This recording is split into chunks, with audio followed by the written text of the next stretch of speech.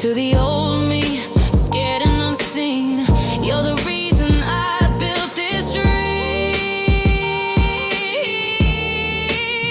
Now I speak so others thrive. Turn my scars into sound. I come alive from the ashes and the breakdown. I don't run, I rise, won't back down. This is the voice I found. For those who lost their voice, I sing it loud.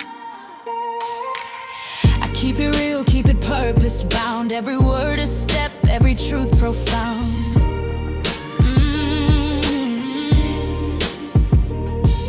We don't heal in silence, we fight with grace, softness and defiance, lighting up this place. It's a call to every soul who wants to be free. A song for Acast powers the world's best podcasts. Here's a show that we recommend. I'm Eden Cher. And I'm Brock Charlelli, We played best friends on The Middle. and became best friends in real life. We're here to rewatch The Middle with all of you. Each week, we'll recap an episode with behind-the-scenes stories, guest interviews, and what we think now, many years later. There's a lot to dive into, so let's get to middling.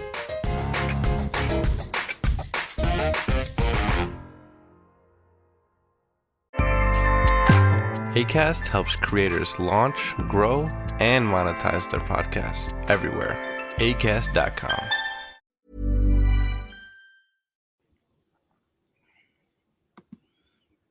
We often hear about the importance of emotional intimacy, but what about the pleasure side of relationships?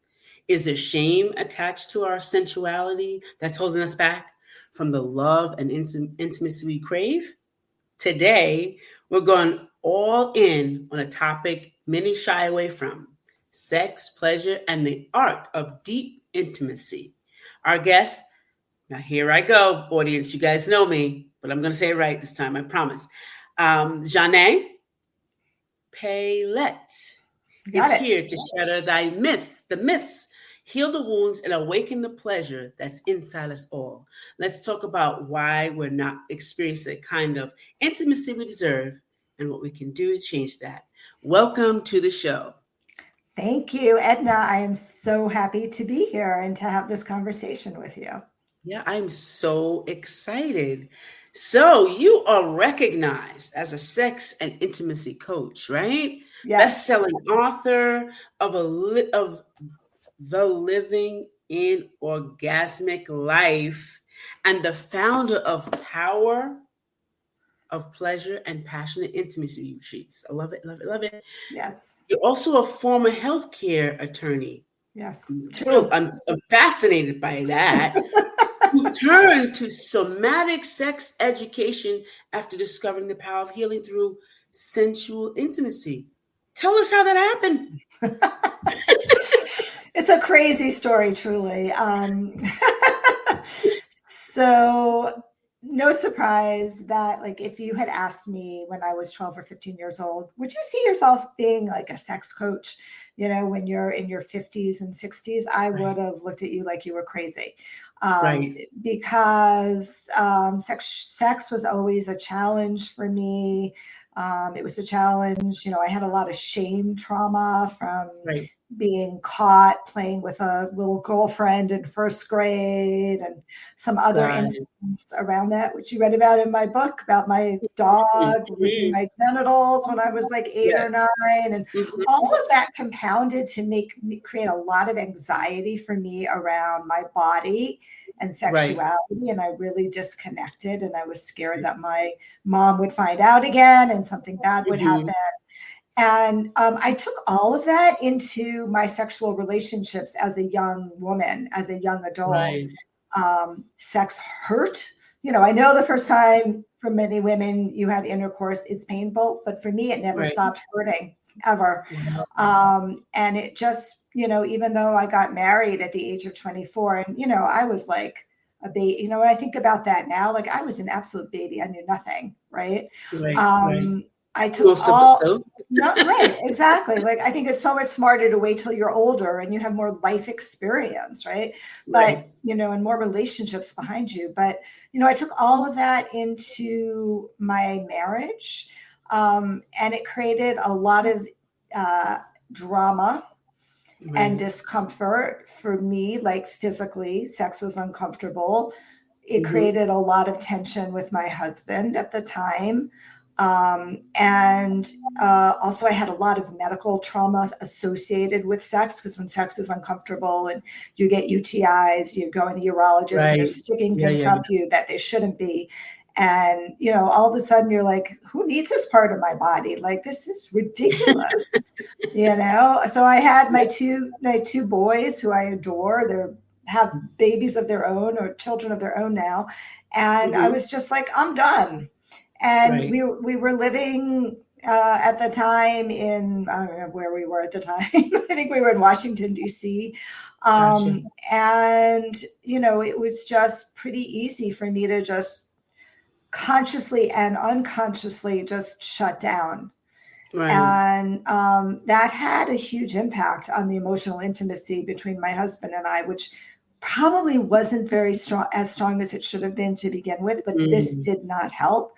We ended up living in separate beds for 15 years, sleeping together. And then the relationship just over time deteriorated. We stayed together, I think, even though we never talked about it because we had no communication either.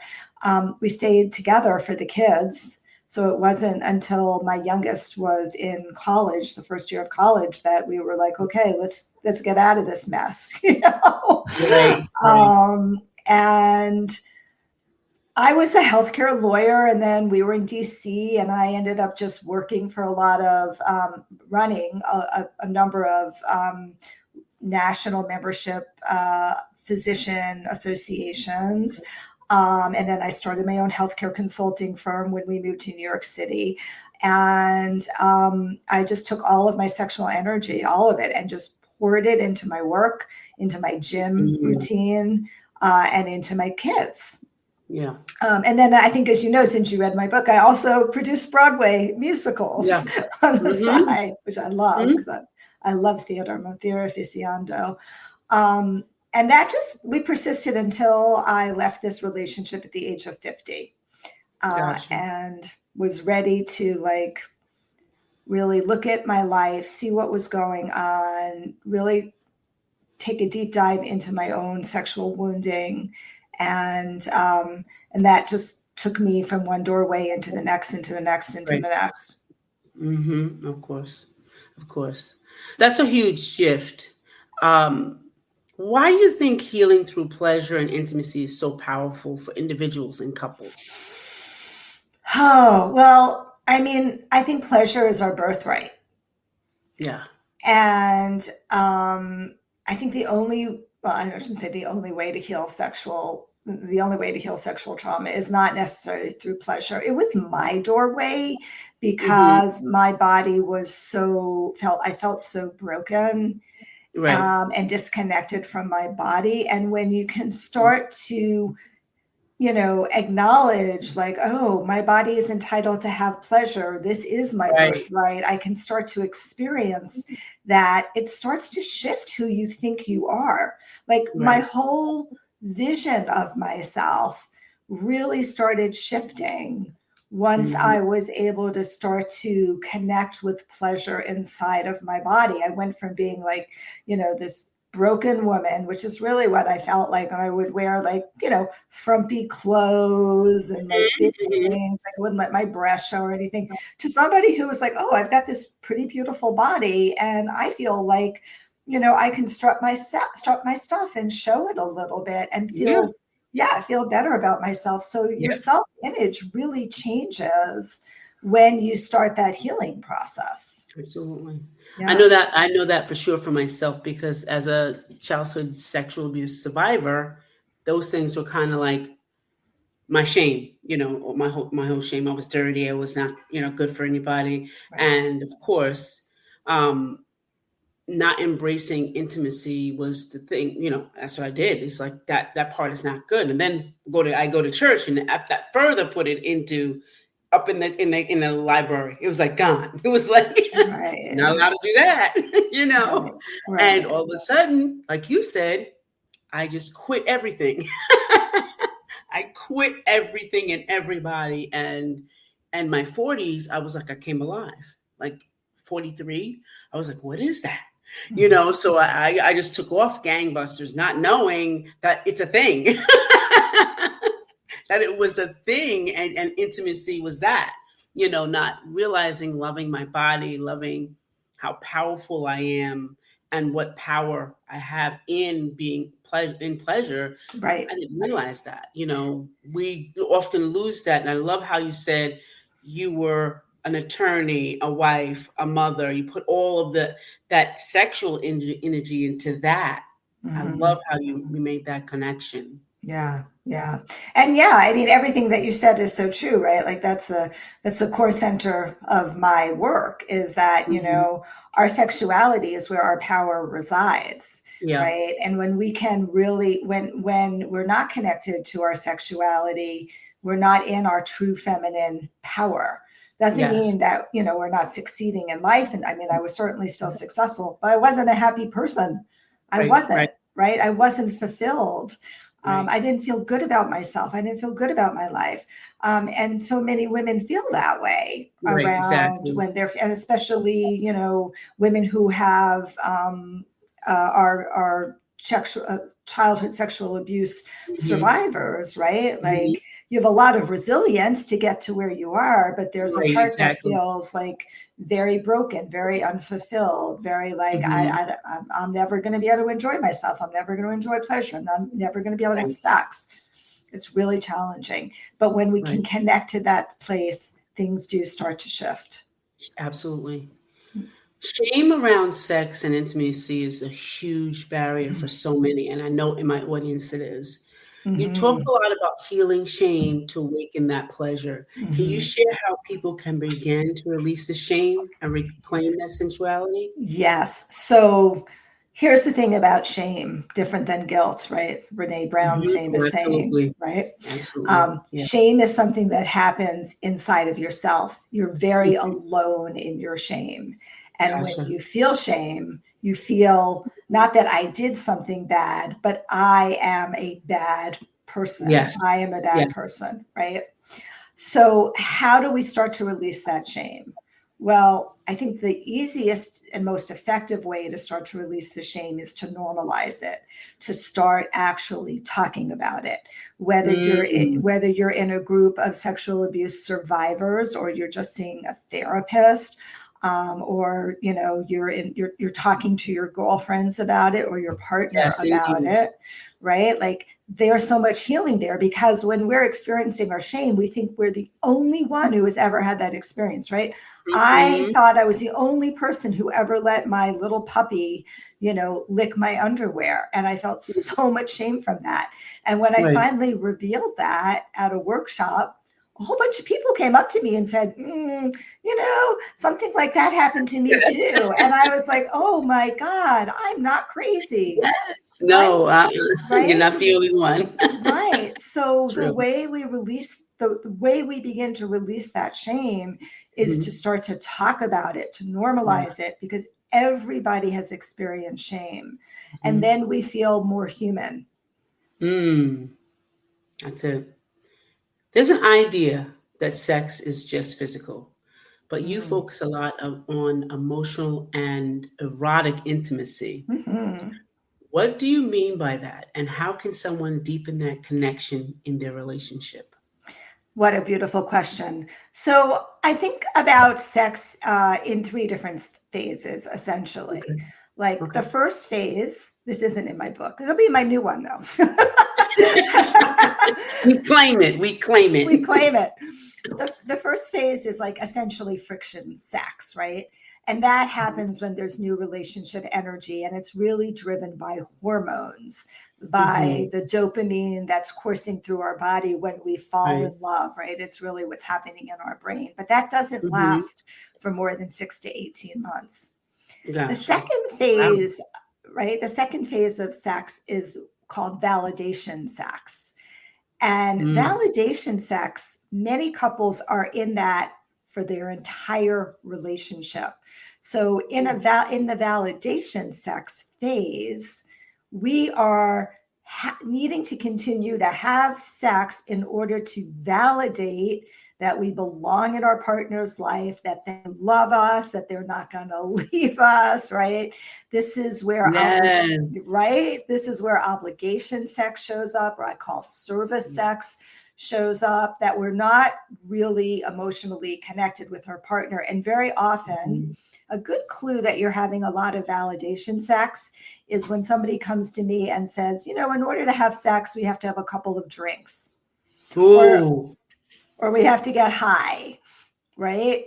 And that's like, okay, you're having validation sex because you don't have the emotional intimacy to be able to actually have the third phase of sex, which is called connection sex. And connection sex is a much deeper level of intimacy. It involves not only the physical aspect of sex, but also the emotional intimacy aspect of sex. So we often can go a lot slower in connection sex.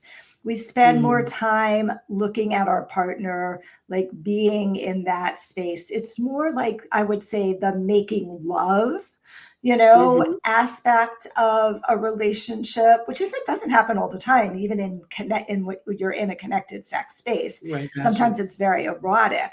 But there's this very deep connection where you feel totally authentic and can be completely vulnerable and express your desires and your needs and not be afraid that you're going to be shamed for it or judged for it, right? Yes. That's good. That's really good. Yeah. I didn't know those levels. That's really good, but keep going. Yeah. And then the erotic connection space, in a really healthy relationship, that's incorporated in your sex life, where you're not just doing the same thing over and over again. You're actually exploring your erotic edges. You're beginning to notice, like, what is my turn on? What is your turn on? How do we get out of sex, not just the physical experience that we want, but the emotional experiences that we want as well? Right. That's good. So a lot of people are struggling to connect with their sensual outside of the bedroom. How can someone reconnect with their sensual energy throughout their daily life, even in the most mundane activities? I mean, the first thing is to be present, which, everybody, including, me, struggles at times to actually be present, right? To not be like having our head in our phone all the time, to actually notice, be aware of what's happening.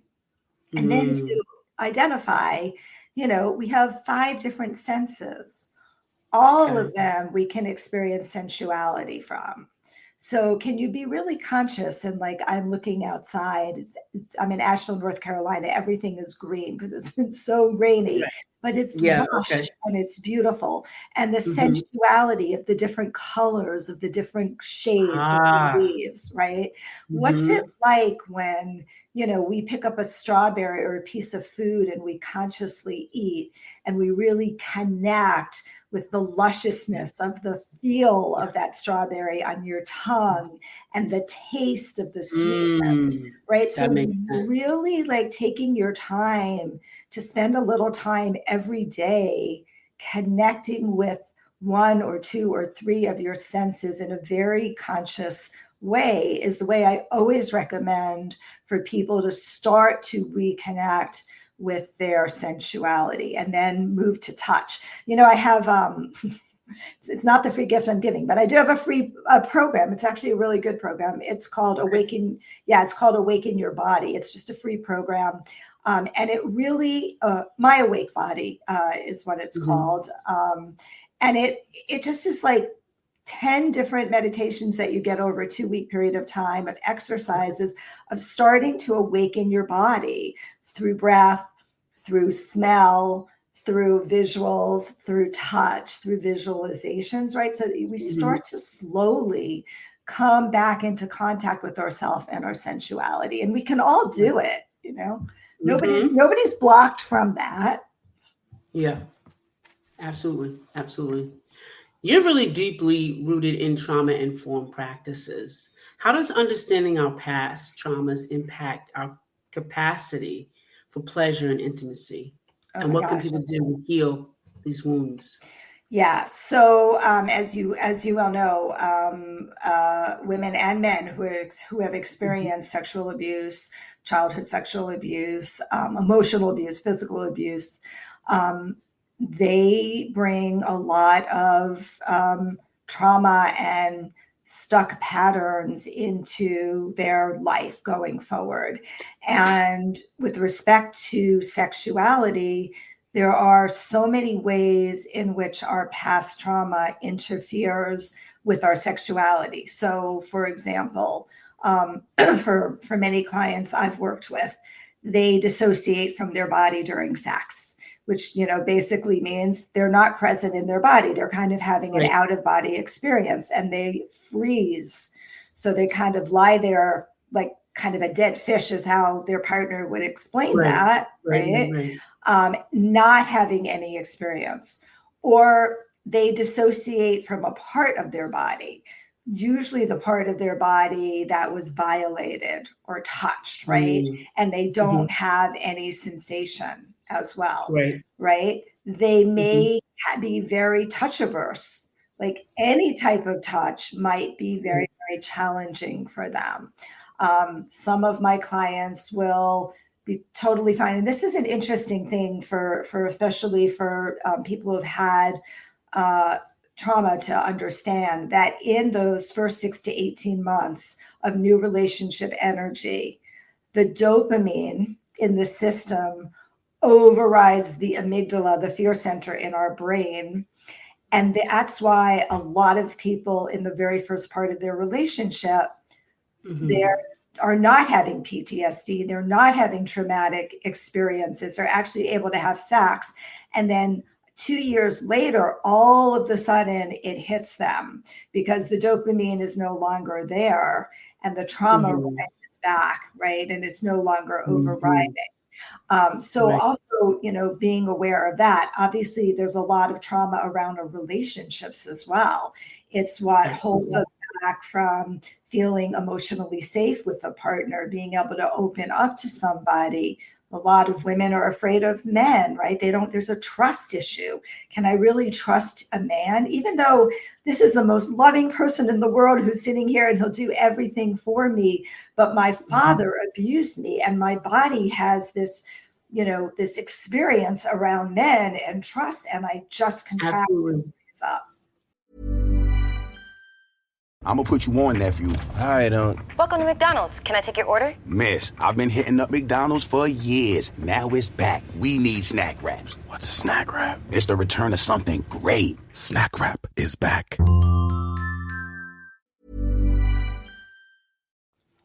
Yeah, I can relate to that. All of that. And I think some of my audience can relate as well. That's good stuff. Yeah. So this is the part of the show that I read, my favorite part that I related with. Okay. And I want you to expound on it. Oh, so boy. this is Okay. Go into the book. Okay. So my part is that I really started screaming that I was so on it. And I realized that I was there for almost 30 years. And here it goes. So it says, the power dynamics between men and women in our society are evolving.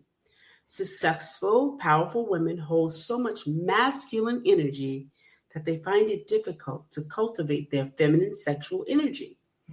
Men are feeling disempowered and confused about how to exert their masculinity. Women want men to be both emotional and vulnerable and sexually dominant.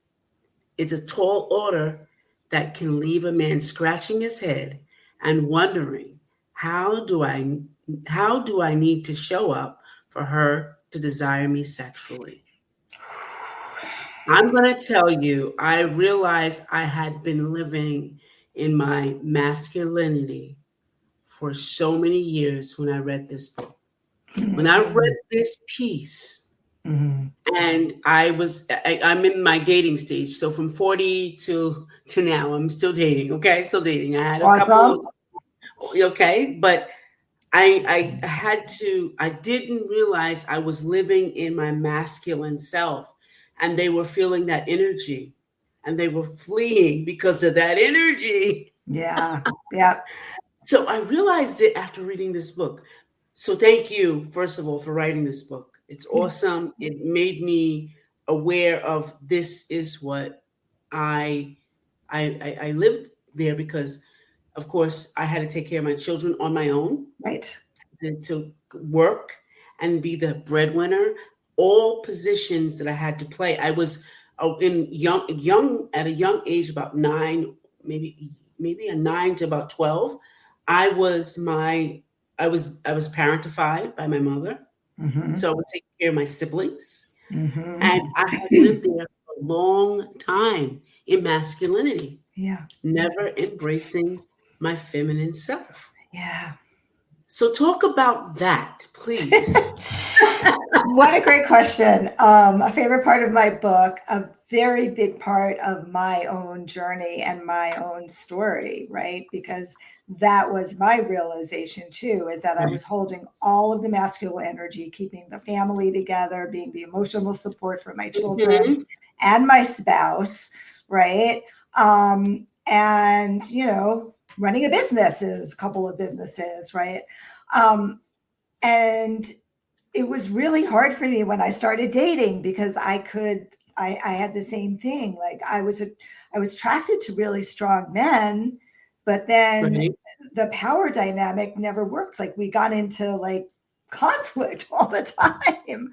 So yes. And it's all true, right? And the biggest issue I see with couples who come here is that the men are very powerful, successful CEO kind of men, right? In leadership positions. They are afraid to be in leadership in the bedroom. They are scared to do it. Right. They've been trained out of being able to hold, the Me Too movement and all, the whole piece. Right. And I have, positive things to say about that, but it has had a really negative effect on men. And now we're seeing the backlash, right? The tech bros and all of that. Like we're seeing the some of that backlash, but men are really struggling with being able to allow themselves to be their sexual self. Right. And women aren't helping by trying to control everything. Yes. So the work is to learn, and it's hard. I'm like still really struggling with this, Edna. Me too. That's my partner. He'll tell you. Like the work is learning how to surrender. But learning how to surrender, like the natural feminine order is surrender. Even in our strength, the natural feminine order is to surrender and to be more in the flow. Be more in the flow in business, be more in the flow in sex, be more in the flow in life, which is really what that book is about, being more in an orgasmic flow. Rather than holding the masculine energy, I've got to like push through it. Right. Right. I see this in business all the time, including my own business. When we can surrender and just let things flow, we can be in our feminine. Then we start attracting the people in our life who can hold that strong masculine power to allow us to be able to surrender and be in the flow. And it is challenging for women because Suffering from dry, tired, irritated eyes? Don't let dry eyes win. Use Sustain Pro. It hydrates, restores, and protects dry eyes for up to 12 hours. Sustain Pro. Triple action dry eye relief. they do want very strong men in the bedroom, but they want to control everything else in the rest of the relationship. Right. Because we're so used to it, we had to. So, we had to.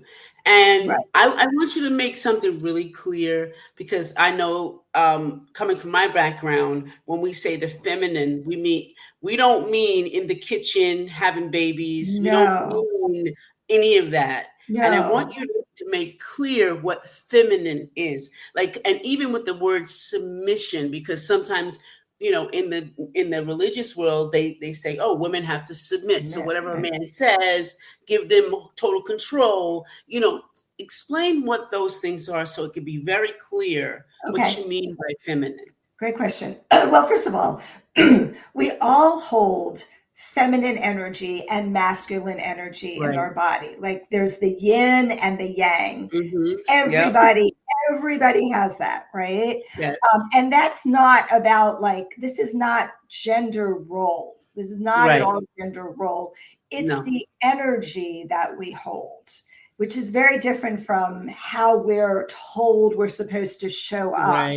Right. And so the percentage of feminine energy we hold versus masculine energy we hold, that's where the dynamic actually shows up, because men hold feminine energy as well.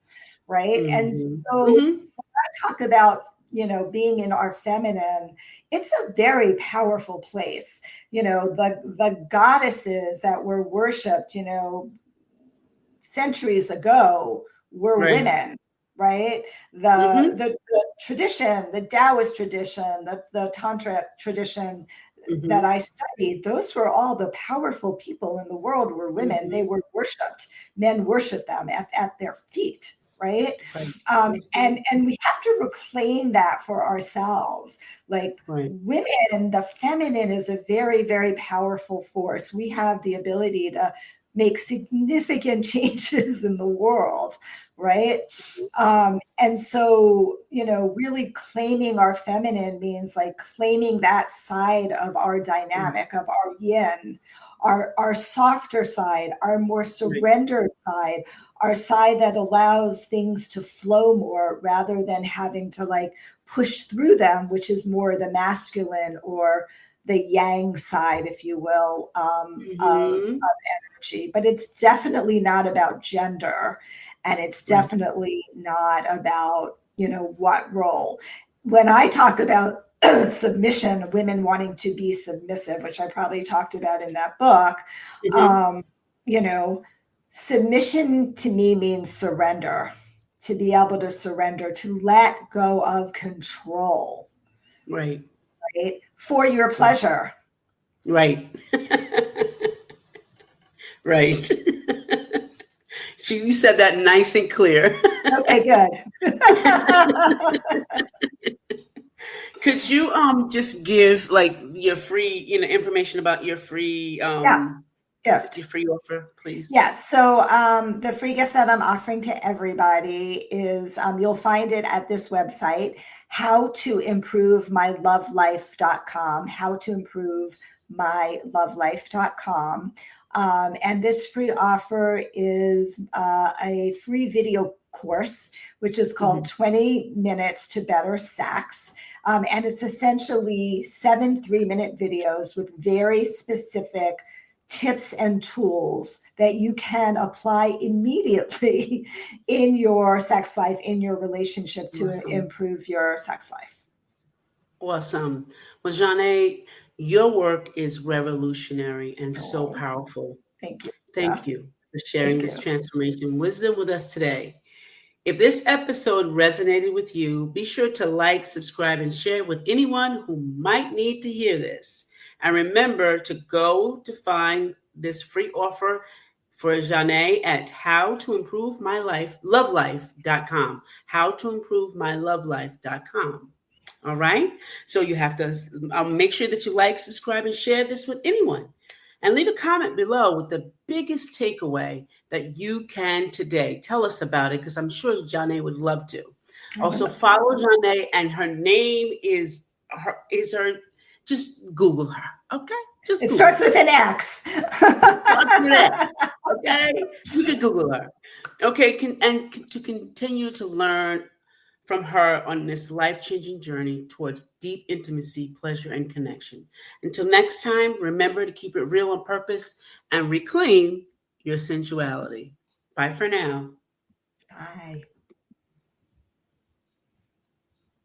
Oh, let me take a screenshot. Hang on. We can post that. All right. Awesome. Lovely. Acast powers the world's best podcasts. Here's a show that we recommend. I'm Eden Cher. And I'm Brock Charlelli. We played best friends on The Middle. And became best friends in real life. We're here to rewatch The Middle with all of you. Each week, we'll recap an episode with behind-the-scenes stories, guest interviews, and what we think now, many years later. There's a lot to dive into, so let's get to middling.